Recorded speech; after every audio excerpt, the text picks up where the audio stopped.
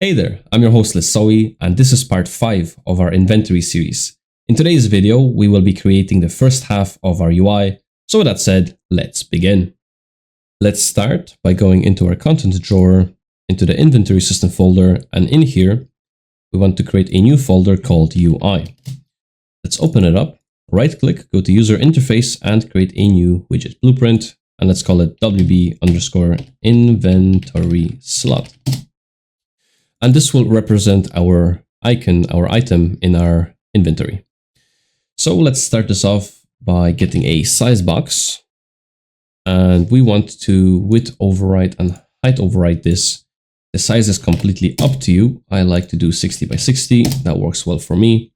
Then on fill screen, we'll click desired and we'll get the result. Next on the list then is we want to grab a button. And for the button, you can click on the style here. And for the normal padding, we want to do 0, breast padding 0, and for the background color, also 0.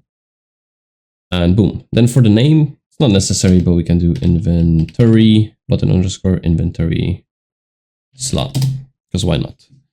And next on the list, then we'll grab a border, and this will be the background for our slot. So for padding, we want to do 0. And for the background, for the brush color, I have one saved here, so I'll grab that. Feel free to copy it if you wish to do so. And okay. Also, let's click on the root of this, so the inventory slot. Let's do it's focusable, and let's give it a padding of 2. So it just stands out a little bit here, as you can see. So next, let's click back on the border, and we want to add in an overlay. Like so. Overlay, padding 0, fill horizontally and vertically. Next, we'll grab a image, which will represent the item icon. So fill that, padding of 2. And let's also name it. So img underscore item icon, we can call it. And we also want to know the quantity. So for that, we need a text.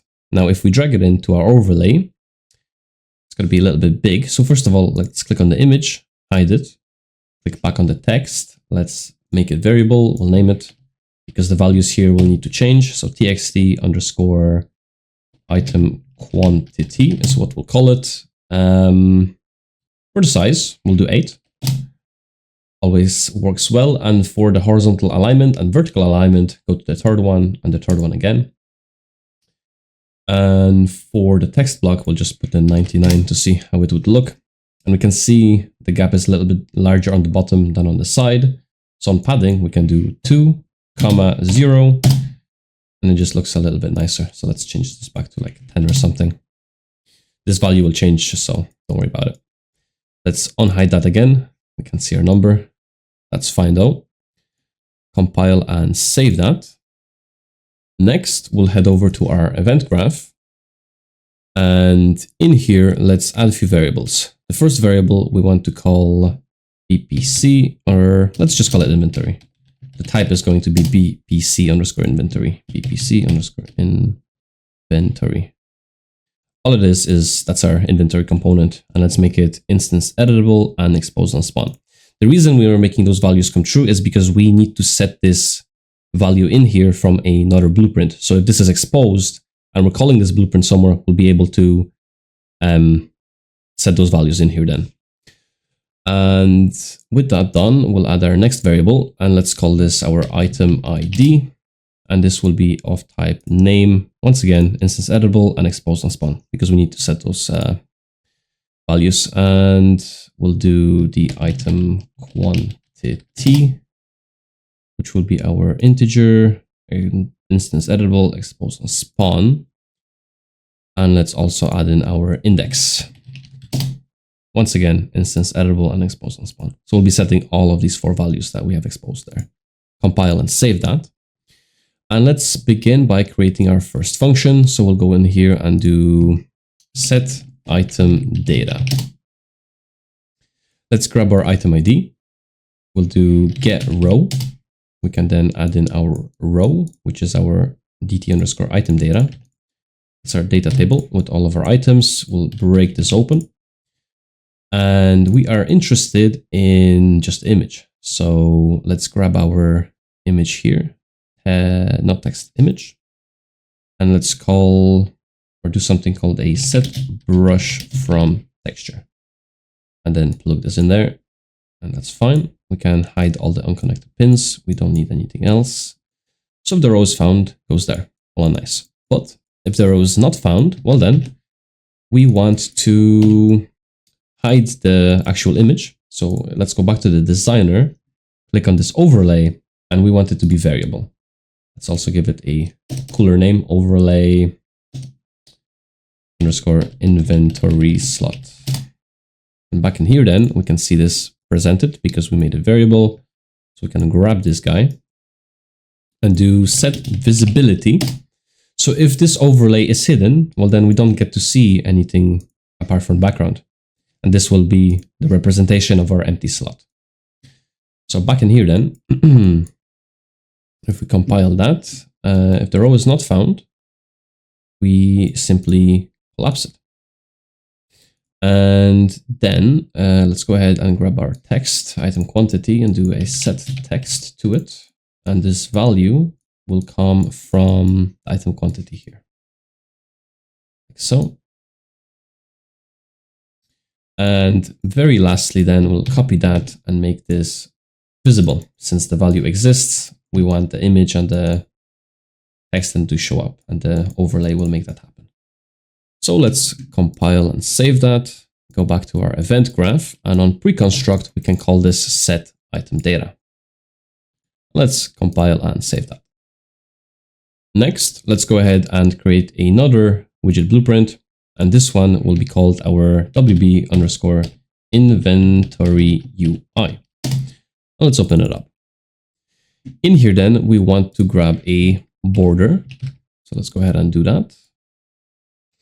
And inside of this border, I want to add a, first of all, let's change the color of it. So the background will do 0. This will just be the outline. And then we want to grab a box, vertical box would be nice. Vertical box, there we are. And we'll use this vertical box to basically map out all of our stuff. So we need a title, like here for the name, perhaps, maybe the filters, the hotbar, and so on. So we have the border, the vertical box, and let's start adding some stuff. So we'll add horizontal boxes to it. So we'll have one for our filters. We'll have another one for our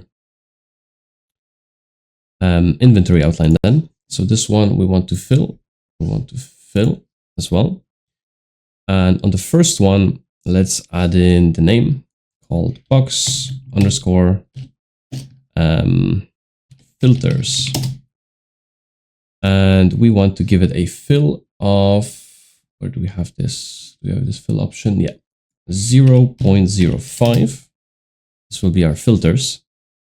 And then for this one, this will call our box underscore inventory outline. And we'll fill it like it is and then leave it as it is. Okay. Next, then let's go ahead and grab ourselves some borders. To give this some sort of structure, we'll fill that. And for this color, I have one saved here, so I'll grab that, brush color, paste it in, and this is what we get. Nice. And then let's grab a vertical box yet again, vertical box there, and we want to call it box underscore layout. For the padding, then once again, I'll just do 0 padding, or actually let's give it 10 padding. So it comes in a little bit like so. And next then we'll do the hotbar part. So we want to grab a horizontal box again inside here. And for the name, we'll do box underscore hotbar. And for the padding, we'll do something like 5. For the fill, we'll do 0.1. And then when we have our inventory in here, it should sort itself out.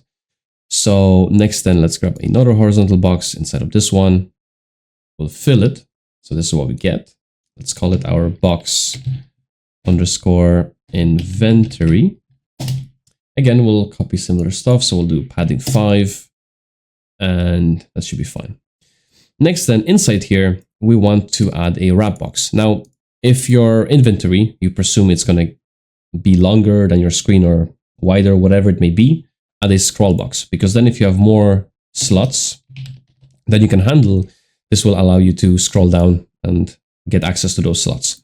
So first we'll add a scroll box, we'll fill it, and then we'll grab a wrap box to it, like so.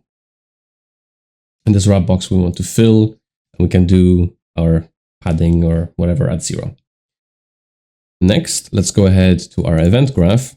And in here, we want to add a variable, which will be our inventory component. So let's call it inventory and search for BPC underscore inventory object reference. So just you can click on it and it should do its part. Cool. And with that, let's create a function called create inventory slots. Okay. And I just realized, let's go back to the designer. Our wrap box should be variable. And let's make this wrap box underscore inventory UI, or just inventory. So back in the event graph, in our function, create inventory slots, we want to grab this guy and we want to clear it. The reason we're clearing it is because we're going to be adding stuff to it at the end. So we first want to clear it, then add stuff to it, just in case there's no duplicates or whatever it may be. And next we'll grab our variable. We'll do a convert to validated get. And if it is valid, we'll do get item slots.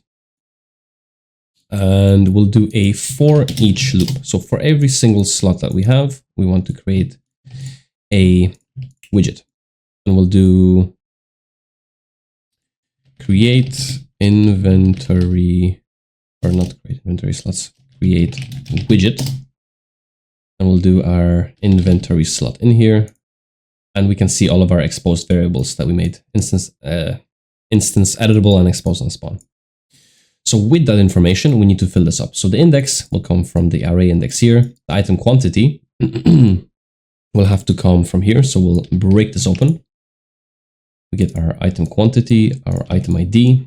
This goes in there, this goes in there. And you've guessed it, the inventory variable comes from this inventory component here. So we'll get that, plug it in there. And the class is there, okay. So with that, we then want to add this to our wrap box. So we'll get it and we'll do a add, what is it? Add child to wrap box. Which one? This one, I guess, add child to wrap box. Okay. And with that, I believe we have a event dispatcher we want to also update. So if we go to our inventory component, we made one here. Oh, we never did, it looks like. So if we go back to our event graph, we want to make a event dispatcher, and this event dispatcher will update our inventory. So in here, let's go ahead and do on inventory updated. And we just want it to exist here for a moment so we can use it in here. So on completed, whenever this is completed, we are going to listen to an event to see if we need to refresh it again.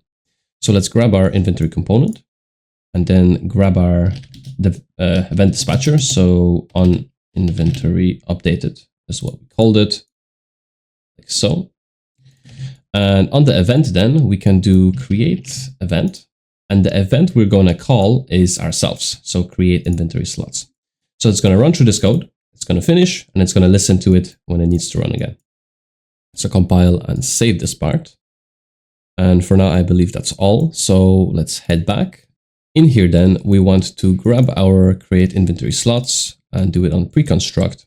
And we also want to create a custom event called refresh inventory.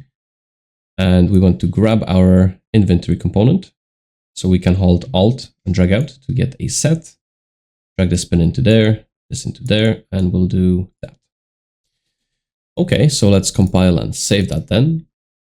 So this is it for the video. We did our first half of the UI. In the next episode, we'll finish that off completely. And with that said, I hope you enjoyed. And if you did, leave a like. And as always, happy developing.